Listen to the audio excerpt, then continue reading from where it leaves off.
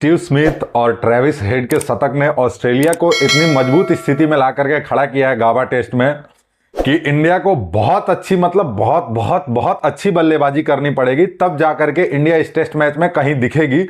एक तरफ जहां ट्रेविस हेड और स्टीव स्मिथ इंडियन बॉलरों की कमर तोड़ने पे लगे हुए थे, तो दूसरी तरफ जसप्रीत बुमराह ने अपना पंजा खोल करके ये बता दिया कि देखो जसप्रीत बुमराह दुनिया में बॉलरों के नाम पे किंग क्यों है।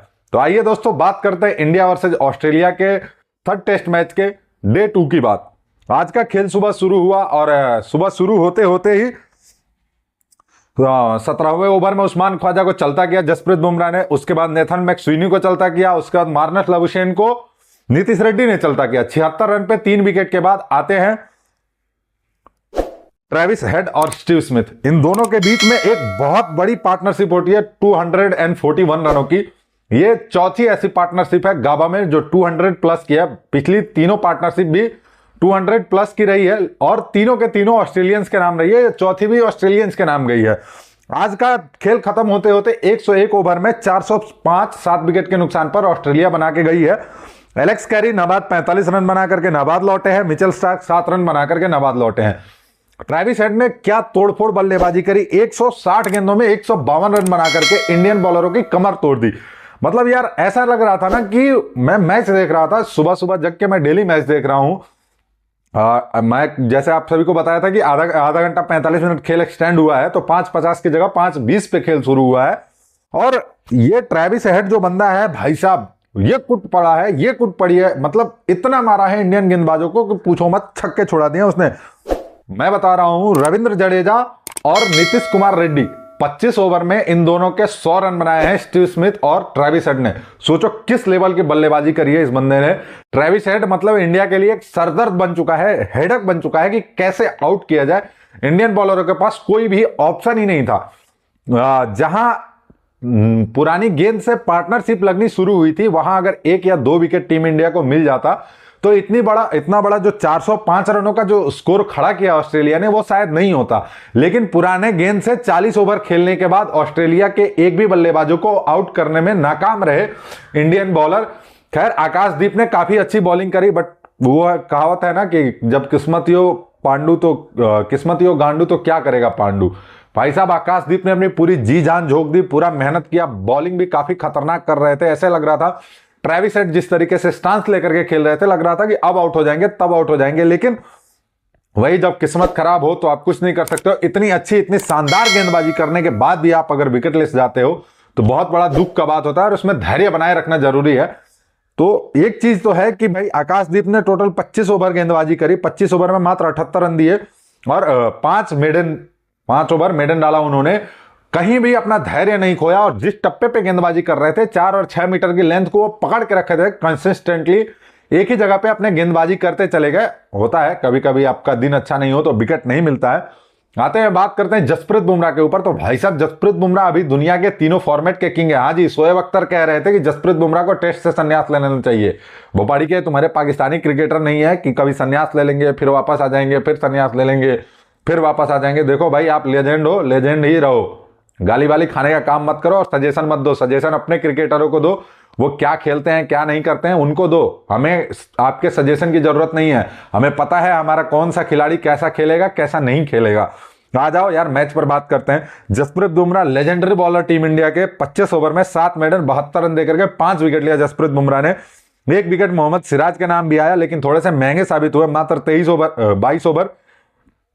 22.2 ओवर गेंदबाजी करी इन्होंने और 1 विकेट लिया। नीतीश रेड्डी 13 ओवर में 65 रन देकर के 1 विकेट लिया, काफी महंगे ये भी रहे। रविंद्र जडेजा 16 ओवर में 76 रन दिया, 2 मेडन, 1 भी विकेट नहीं लिया। विकेट लेस गए आकाशदीप और रविंद्र जडेजा। देखो रविंद्र जडेजा को इस टेस्ट मैच में इसलिए लाया गया है कि उनके बॉलिंग के दम पे नहीं लाया गया, बल्कि 7वें 8वें नंबर पे जब इंडिया का बल्लेबाज आता है तो एक प्रॉपर बल्लेबाजी ऑप्शन चाहिए होगा हमें, इसलिए रविंद्र जडेजा को इस मैच में मौका दिया गया है।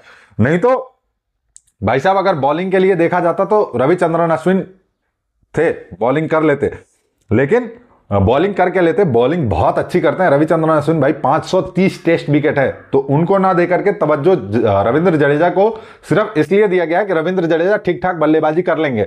नो डाउट अश्विन भी अच्छी बल्लेबाजी करते हैं, लेकिन रविंद्र जडेजा थोड़ी ज्यादा उम्मीद लगा करके बैठी हुई है टीम इंडिया। वो तो कल पता चल जाएगा। मुझे लगता है कि कल सुबह 1 घंटा खेलने के बाद अगर ऑल आउट नहीं होती है ऑस्ट्रेलिया की टीम, तो टीम वो डिक्लेयर करके टीम इंडिया को देगी। भाई साहब, नई बॉल जब तक नहीं मिली थी तब तक इतनी कुट पड़ी टीम इंडिया को कि 350 प्लस 300 तक तो जा चुके थे, 320 330 के आसपास वो थे। नई बॉल मिलते ही जसप्रीत बुमराह ने खटाखट Travis Head, Steve Smith, Mitchell Marsh फटाफट आउट करके घर भेजा। फिर पैट कमिंस को मोहम्मद सिराज ने आउट करते हुए घर भेजा। कल का दिन देखने वाला होगा कि शुरू के आधे घंटे में ही इन लोगों को ऑल आउट करना पड़ेगा, नहीं तो ये लोग 450 प्लस का स्कोर खड़ा कर देंगे। तो हमें रनों का पीछा करते हुए एक चीज ध्यान रखना पड़ेगा कि कुकुबुरा की जो गेंद होती है वो शुरू के 25-30 ओवर ही इफेक्टेड होती है।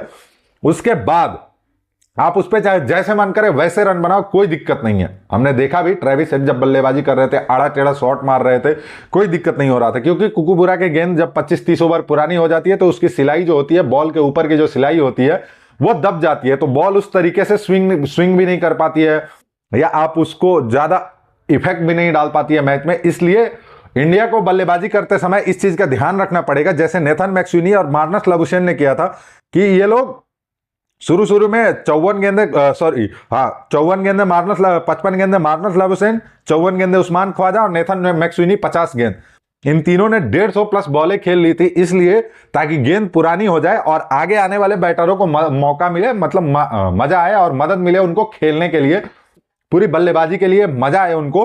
तो इसको लेकर के टीम इंडिया को एक चीज का खास ख्याल रखना पड़ेगा कि केएल राहुल और यशस्वी जायसवाल को संभाल करके शुरू के 30 ओवर किसी भी हालत में बल्लेबाजी करनी होगी, और बाकी के बचे 50 ओवर में भाई तबा तोड़ कूट पड़ो, कोई दिक्कत नहीं है, टूट पड़ो, मारो, एकदम खुल के खेलो जैसे ट्रेविस हेड ने खेला है। तभी जाकर के इस टेस्ट मैच में टीम इंडिया कहीं नजदीक आ सकती है। पहली इनिंग्स में टीम इंडिया को 400 प्लस रन बनाने पड़ेंगे, तभी जाकर के टीम इंडिया इसके बराबर आ सकती है, नहीं तो टीम इंडिया इस मैच में बहुत पीछे रह जाएगी और ऑस्ट्रेलिया बाजी मार के निकल जाएगी। क्योंकि फोर्थ डे में हमने देखा है इस पिच का जो औसतन स्कोर है फोर्थ इनिंग का वो 161 रन का है, तो आप इतने बड़े टारगेट चेज नहीं कर पाओगे। खैर हमारे इनाम पे है 329 रनों का 2020-21 के, उसमें टेस्ट मैच में हमने 20-21 के सीरीज में हमने 329 रन चेज किया था और 33 साल बाद हमने गाबा का घमंड तोड़ा था ऑस्ट्रेलिया का। तो कुछ भी पॉसिबल है। वैसे इंडिया को थोड़ा सा ध्यान रख के ऑब्जर्व करके खेलना पड़ेगा। कल का दिन हमारे लिए बहुत बड़ा दिन साबित होने वाला है और देखते हैं कल इंडिया कैसे गेंदबाजी करेगी और इंडिया के बल्लेबाज किस तरीके से अपनी तैयारी करके आएंगे।